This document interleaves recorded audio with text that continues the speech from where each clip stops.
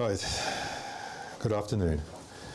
I'm going to bring the conversation back to Hayek, which is one of the themes of the conference, and then look at two aspects of Hayek's work. One is his understanding of competition, or his theory of competition, and the other one is his view on antitrust. Because we've talked a lot about regulation, but the question now is, what is the boundary between the market and regulation, and what type of regulation we should have, or should we not have any regulation?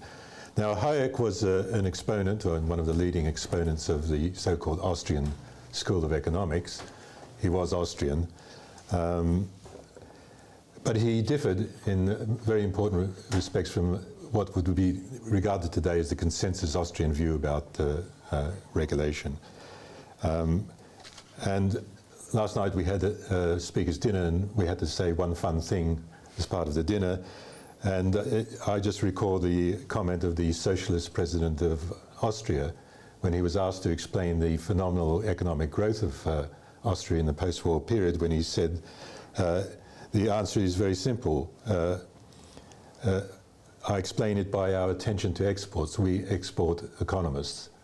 And in the post-war period and during the period, we had economists like Friedrich von Hayek, Fritz Marschlip, Joseph Schumpeter, Morgenstern, von Mises, Haberler, a lot of expatriate Austrian economists spread across the world, and became quite influential, and obviously quite influential in helping to set up this institute.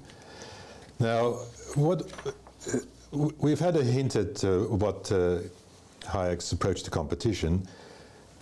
In one sense, the articles he wrote about competition were very much in their age as a response to the view that you could, the so-called socialist calculation, that you could get a computer to devise a set of prices and have a central planned economy that would achieve exactly the same as the market economy could achieve. And so in the 1930s, there was this big debate between Abba Lerner and various other people saying, well, we could have market socialism. And Hayek then reacted to that and said, we now know his view that, you know, the impossibility of calculating the amount of prices in a decentralized economy. Only people know what they want. Only firms know what the production technology is. Competition is a discovery process. This information is produced, disseminated by the actions of people, and becomes encoded in the prices that are charged by a market economy. So that all people need to know in order to have the economy working relatively efficiently, at least more efficiently than the alternative, is to know what the price is. And market forces bear down on the prices, and prices somehow reflect the scarcity of the resources that are being used to produce things. So competition is the discovery process. And the economist model, the perfectly competitive market model, was also the subject of attack by saying, this is a model without competition. This is a model, and we know that because if you've studied microeconomics or general welfare economics, you know the Walrasian auctioneer and the Teutonomon process, where markets only clear once the auctioneer decides what is the market clearing price. Now, we're highly critical of that model, and also the complement to that model, which is the market failures framework, which people use to justify a regulation, and that's been described in earlier speeches. But of course, that model is also used to establish Adam Smith's proposition that a market economy leads to the efficient allocation of resources, a hidden hand model, or an invisible hand model. But Hayek was more concerned with the process of how the market worked. Now, Hayek wasn't the first person to criticize the perfectly competitive model. Before him was Joan Robinson and Edward Chamberlain, who developed the model of monopolistic competition or imperfect competition. J.M. Clark tried to fashion the perfectly competitive model into a model of workable competition. And we've had this sort of concept in EU antitrust law and other antitrust laws of effective competition, or whatever terminology you want to use. There's some counterfactual that people have in the back of their mind that is the alternative to what they're seeing in front of them and saying, well, this is the benchmark against which we are going to evaluate what's happening. Ronald Coase obviously had a statement to make about the price system and the alternative to the price system. Remember Hayek saying that the price system is an efficient way of disseminating information and conveying it to people, that it can't be processed. Coase said, well, actually the price system is a costly way of operating in certain circumstances, and firms endogenously come about because they're economizing on the transaction cost of using the pricing system. So here you have an extension of the model. You can say it's a criticism of Hayek, but not necessarily, of the endogeneity of firms and non-market institutions to economize on the cost of trading, and that's part of what Hayek would call the spontaneous order that it develops in a market economy. And of course there were the French economists Bertrand and Cournot who developed the models of oligopolistic competition. Now I think the interesting aspect of all this is all those people I've mentioned have got more traction within mainstream economics than Hayek did. And I'm coming to Schumpeter in a minute, which I know is the god of our co-sponsor here. I think one of the questions that arise from Hayek's model of competition as a discovery process and arising spontaneously is that part of the central claim, it's not the whole picture that he's presenting, but part of it is that the market is more efficient in analyzing and disseminating data, information. So the market is an algorithm for collecting data, processing and signaling to people what they should do, or giving price signals to people. So it follows, like Coase analysed, that if the cost and technology changes of data processing and data information processing, then of course the configuration of the market and presumably regulation will also alter to some degree. And that was, in one sense, the thesis of the market socialists. They were saying, well, we've got computers, and they can do the job of the market. And I quote here Oscar Lange. That debate took part in the 1930s. In the late 1960s, this is a recurring debate because I can point to some articles now that's saying, central planning and market socialism is on the agenda again because we have these computers that can really rev up things. But Oscar Lange said in 1967, let us put the simultaneous equations on an electronic computer and we shall obtain the solution in less than a second. The market process appears old-fashioned. The computers made the age of rational calculation possible.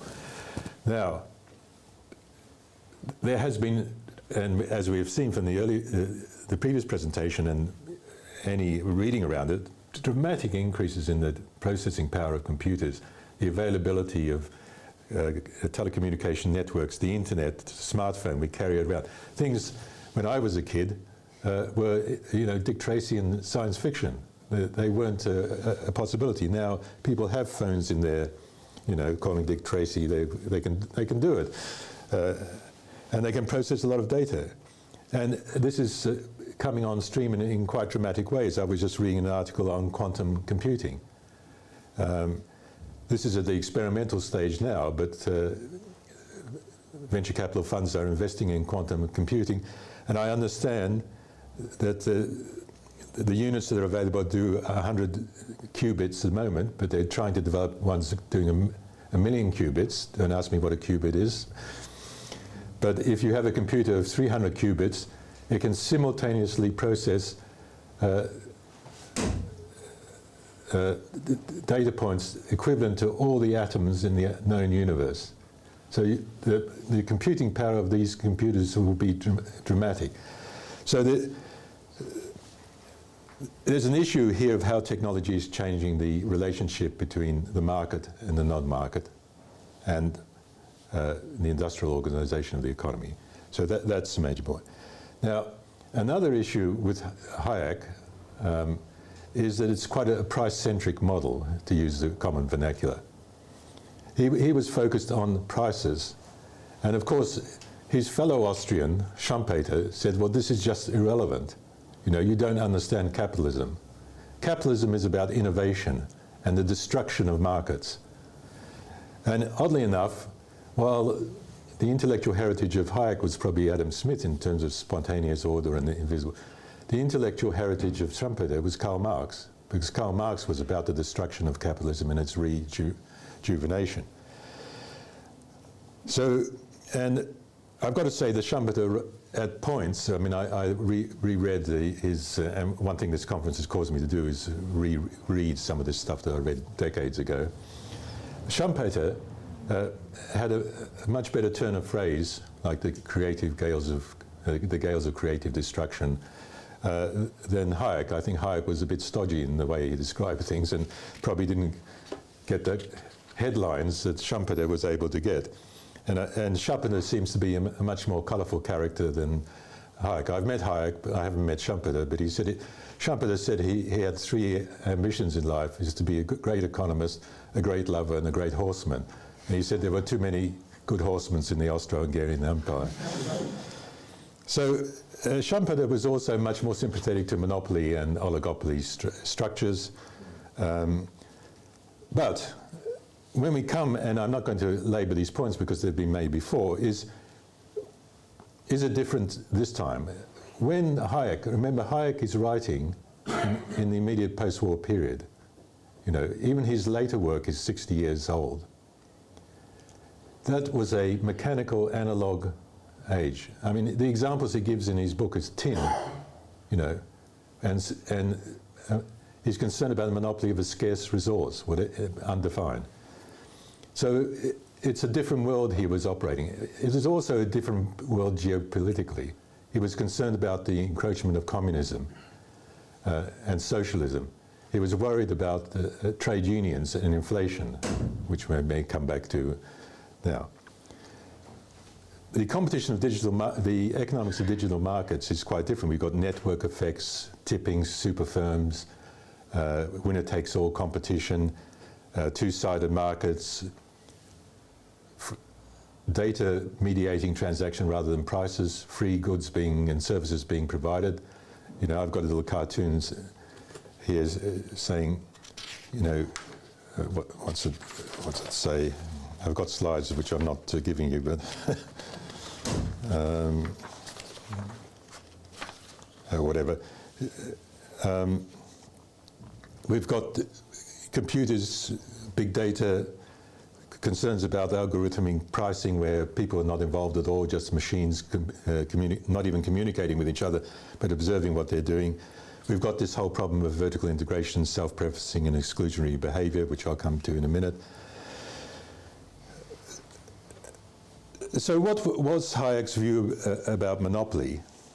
Now, the standard Austrian view of monopoly and cartelization is that it doesn't matter. The market will resolve it. Monopolies who charge high prices, who attract competition, entry, that will be resolved. Cartels are unstable. We know the theory, the game theory, the prisoner's dilemma, and all that. So we're not, there's no worry, and in fact, there's no need for competition law. All we need to do is remove barriers to entry and government regulation. Now, Hayek was not of that school, and there's an interesting question of why he didn't buy into that, because his mentor, von Mises, strongly puts that case and dismisses any idea that there will be a monopoly problem in a market capitalist economy. What Hayek found, and I don't know whether it was because of the, pre-Second World War, most of European industry was cartelized. And it is also the case that the German cartels have been said to be partially responsible for the rise of Hitler and National Socialism in Germany. So it may have been those political considerations that affected Hayek's view of whether cartels and monopoly were a major consideration at that time. But if I just read out what Hayek said,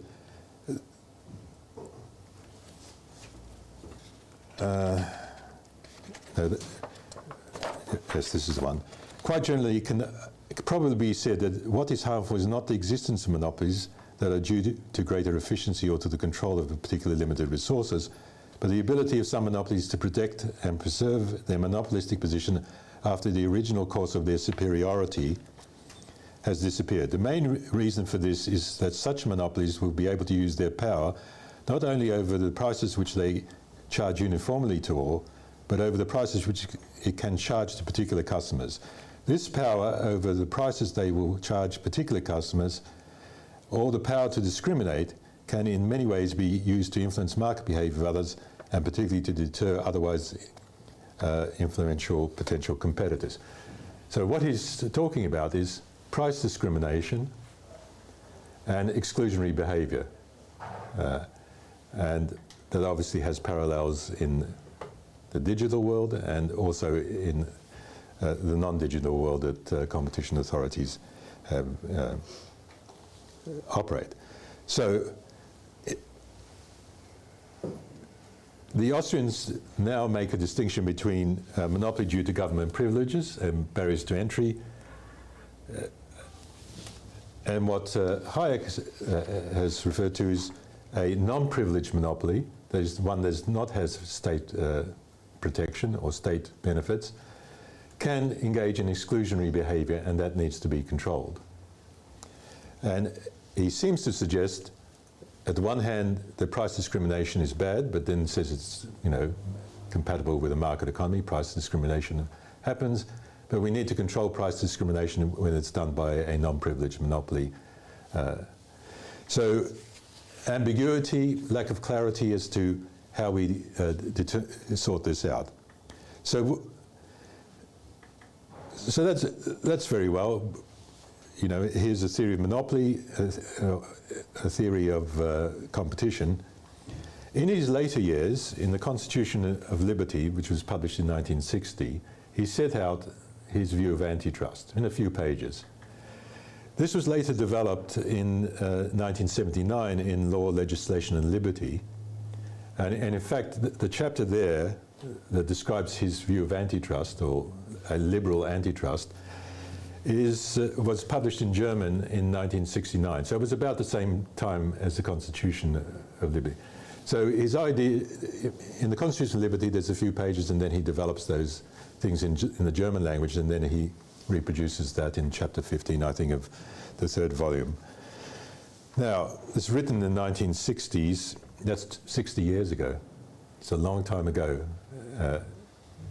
This country didn't have antitrust,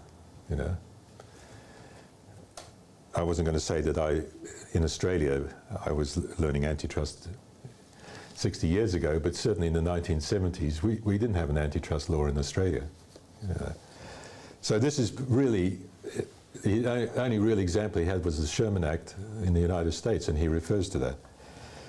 But moving away from this historical analysis, what Hayek proposes is that antitrust should deal with discriminatory exclusionary behavior of non-privileged monopolies. Obviously, he was against government preferment. The contracts in the restraint of trade should be void and unenforceable, which is the case now. He was against public enforcement, and I think some of the presentations that we've had here about Christian Orban's presentation about the machinations within competition authorities and ex-competition authority officials indicates what Hayek was worried about. This monopoly is good, this one's bad. He was worried about the discretion, and he seems to be worried generally about discriminatory behavior by the state and also by private economic power.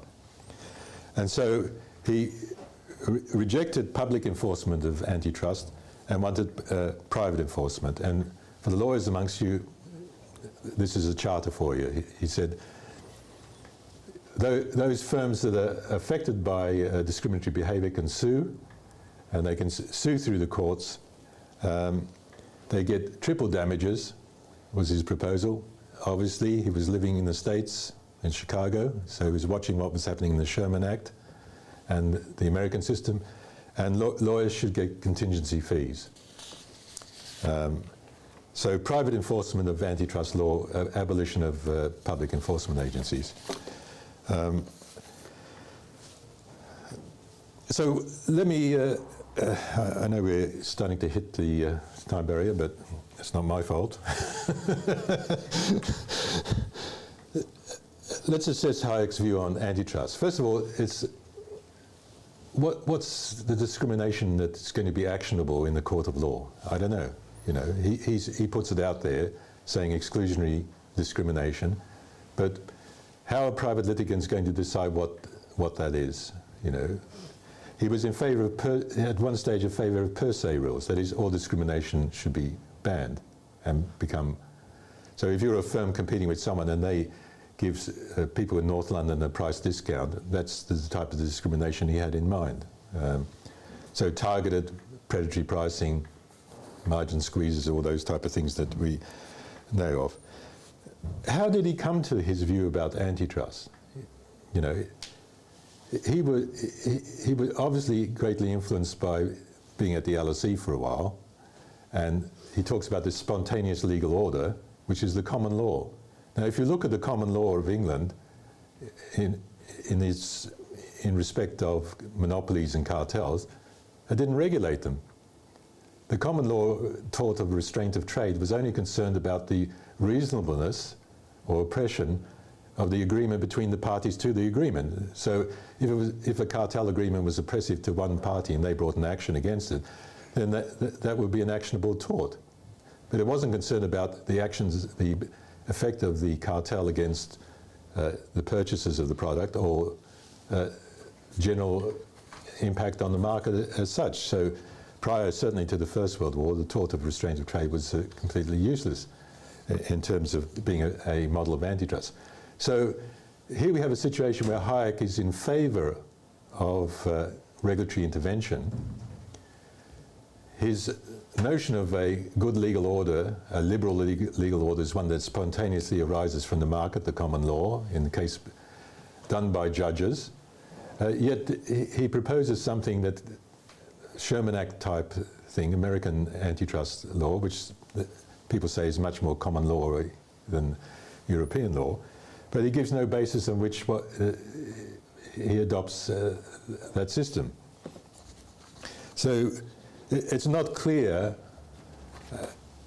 what the litmus test is for good liberal antitrust law, even within Hayek. Now, Hayek then refers to the rule of law, which is something he's again picked up from England. But the rule of law is actually, go back one step, he says what determines liberal from illiberal law and conscious contrivances of the state is the rule of law. Again, that's a fixation with discrimination, because the rule of law says that no matter how powerful you are subject to the same laws as the lowly person in the fields. But the rule of law is an empty concept in terms of determining what the law is. It just says that everyone is subject to the law and it should be applied equally amongst them. It doesn't determine what the law is. So that doesn't have much credence. So there are problems with Hayek's notion of what is a liberal antitrust, and it's almost non-operational in the sense that we don't know what the cause of action would be amongst the parties. It's not coherent in the sense that price discrimination can be good and bad, even if exercised by a monopolist. You know, we know from standard theory that second and third degree price discrimination has efficiency attributes. What would Hayek's, let me close, what would Hayek's view be of the digital economy? Well, you know, when he was talking in 1960 about these particular matters, there was no digital economy, so it's a bit presumptuous to say what his views would be about it. But obviously, from reading it, he would be against this narrow market definition business, because in the Hayekian view, big is not bad, which is the sort of mantra of what is happening in a lot of antitrust developments. And companies in contiguous areas compete with each other. He made that quite clear, you know, that our narrow focus on the company in a particular market is misguided. But on the other hand, someone writing about Hayek and antitrust, and this is a fairly unresearched area, it says the two harms identified by Hayek form the linchpin of the Department of Justice case against Microsoft in the 60s, in the 90s. So that Hayek would probably come out in favour of what the DOJ was doing to Microsoft, and would probably be against the self-prefacing of Amazon, or the alleged self-prefacing of Amazon, because it was discriminatory.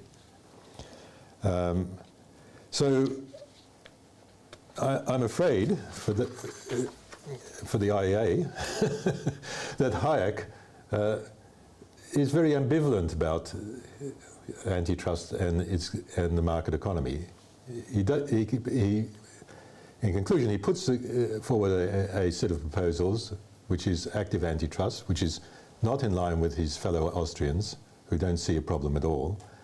And then he sets out an antitrust regime that is very hard to get to the bottom of. And it's not clear what the intellectual basis of this antitrust regime is. So I think I'll end there on that not so positive note. Well, if you enjoyed that conversation, why not watch one of these other videos? And while you're here, remember to hit the subscribe button and the notification bell. That way, you'll never miss out on a single IEA broadcast.